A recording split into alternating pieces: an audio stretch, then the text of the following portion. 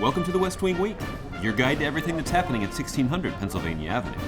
This week, the President concluded a summit in Wales with NATO allies, hosted a White House meeting with congressional leaders on foreign policy, addressed the nation in prime time, and commemorated the 13th anniversary of the September 11th attacks.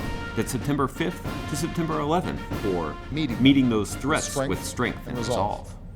Hi, we're here in Wales for the second day of the NATO summit. This has been no ordinary NATO summit. We meet at a time when there's a huge challenge in Ukraine from Russia's aggression and a huge challenge from the threat posed by ISIL. And here at NATO, we've talked about ways that we can reassure our Eastern European allies to make clear to them that we're going to keep our commitments to their defense. All of the allies here are committing to provide support to Ukraine as it modernizes its security forces. We're also discussing what additional sanctions and costs should be imposed on Russia for its actions. We're also discussing what new capabilities NATO can bring to bear to deal with challenges around the world, including like what we see with ISIL. In terms of providing security assistance to partners like the Iraqi security forces, also developing the opportunity to train and build the capacity of partners around the world. So we're doing a lot of business here in Wales. It's been a successful summit so far, so thanks very much, and we'll keep you posted. Before leaving the British Isle, the President made a surprise visit to one of the treasures of world culture, the mysterious and powerful prehistoric site of Stonehenge. These are some special stones, right? So this might have been like the center, as where we're standing here, of some sort of ceremony. I could come here like every day. Oh my own, in the morning. You know, if I would come here and just kind of, if it wasn't like a monument, I'd sit on one of these rocks and I just watch the sunrise.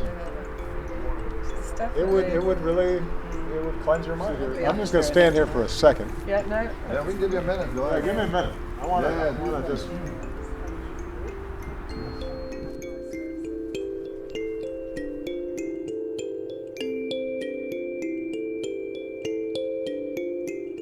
On Saturday, the President sat down for an interview with Chuck Todd, who is hosting his first episode of the venerable NBC News program, Meet the Press. On Monday, the First Lady joined Secretary of Education Arne Duncan on the Partners in Progress Back to School bus tour. At Booker T. Washington School in Atlanta, they toured a college fair and hosted a prep rally, highlighting the administration's commitment to increasing access and opportunity for all students. After the rally, the First Lady sat down for interviews with MTV and YouTube personality Tyler Oakley. On Tuesday, the President hosted the bipartisan bicameral leadership of Congress for a meeting on national security in the Oval Office. On Wednesday, the President delivered a primetime address to the nation. I can announce that America will lead a broad coalition to roll back this terrorist threat. Our objective is clear. We will degrade and ultimately destroy ISIL. On Thursday, the President and First Lady went to the Pentagon to commemorate the 13th anniversary of the September 11th attacks. Before departing, they joined the Vice President and White House staff on the South Lawn of the White House for a moment of silence in remembrance of that day.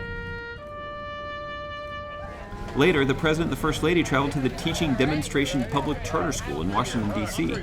to participate in a service program. It wasn't as heavy as I thought it was. So stay engaged with us online, and remember, you can find out more information about any of these topics or see complete videos of these events at whitehouse.gov. And thanks again for checking out this edition of Your West Wing Week.